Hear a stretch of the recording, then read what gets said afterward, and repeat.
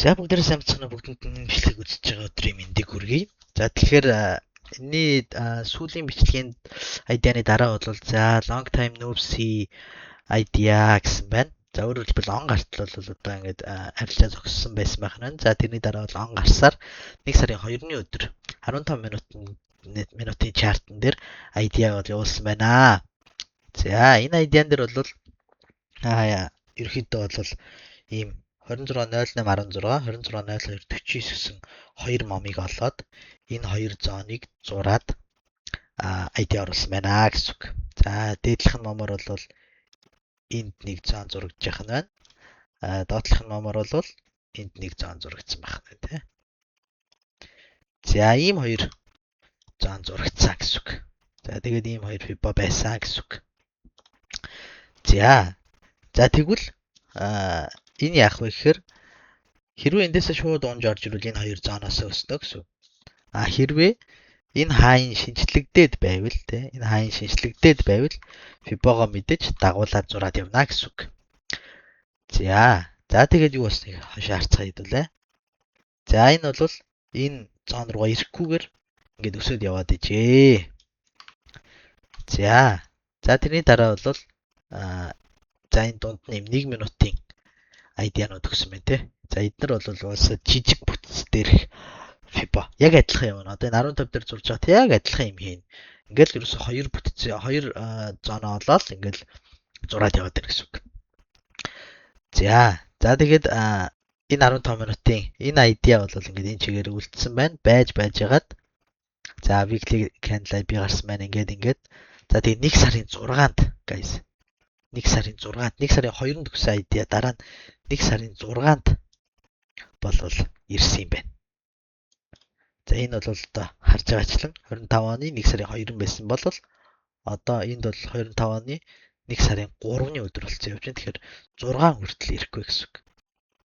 За ингээд 1 сарын 6-нд бол иржээ. За энд бол ямар зон байх вэ гэхээр нэг зон бол энд байна. Нөгөө зон бол ингээд хоёр зон маань байна гэсэн үг. За ерөнхийдөө эхний зон дээр реакшн бол 15 минут дээр өгөөгүй харагдчих. Тийм учраас энэ дээр бол ер нь харцдах баг. Цаг шилжилтүүд ч гэсэн ер нь бол болоогүй байсан харагдчих. За энэ дээр бол 4 цаг бүр улаан шилжсэн харагдчих. Тийм учраас эхний зон дээр бол угаасаа энэ зон дээр бол одоо шууд бай дарахааргүй байсан гэсэн үг. Энэ зон дээр шууд бай дарахааргүй байсан гэсэн үг. За тэгээд хоёр дахь зон бол эцсийн зон учраас ерөнхийдөө энэ дээр бай дарах боломжтой. Гэхдээ 4 цаг улаан заасан ивэр байгаа учраас бас арилжахгүй байгаад ах боломжтой гэж харагдчих. За ерөнхийдөө бол эндээс бай орсон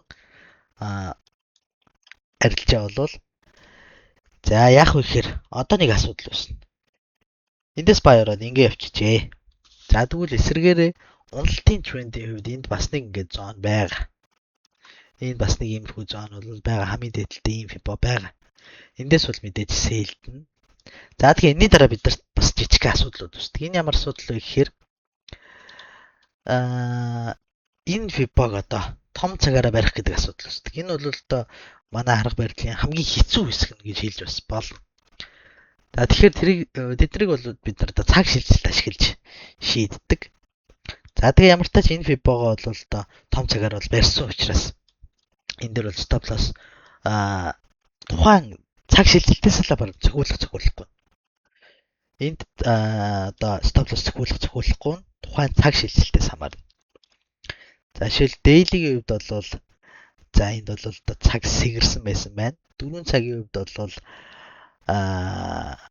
за муу адил сэгэрсэн байна. Тэгэхээр 4 цагаас бага цагуудын шилжилтийг ашиглана л гэсэн үг. Гэхдээ нэгэнт энийг бол ингээ бариад буцаад гараад ирсний дараа pullback-ын дээрээс дахиад баяж ус болно гэсэн үг. За ерөнхийдөө хамгийн гол хэлэх гээд байгаа санаа нь энэ фибогоос импульс явах хэрэгтэй гэдэг санаа. 1 сарын 2-нд өгсөн ID 1 сарын 6-нд тэ биелэлээ олжээ гэсэн үг. За ингээд за мэдээж энэ дээр шууд ашиглаад гарах хэрэгтэй. За ингээд нэг тип зөксөн ийм арилжаа болсон байна. За энэ бол 1 сарын 2025 оны он гарснаас хойш өгсөн хамгийн ихний арилжааны ID байсан байна. За тэгээ бүгдэд ханд улсын хуралд баярлалаа. Дараагийн бичлэгээр уулзтлаа. Түр баяртай guys. Баярлалаа.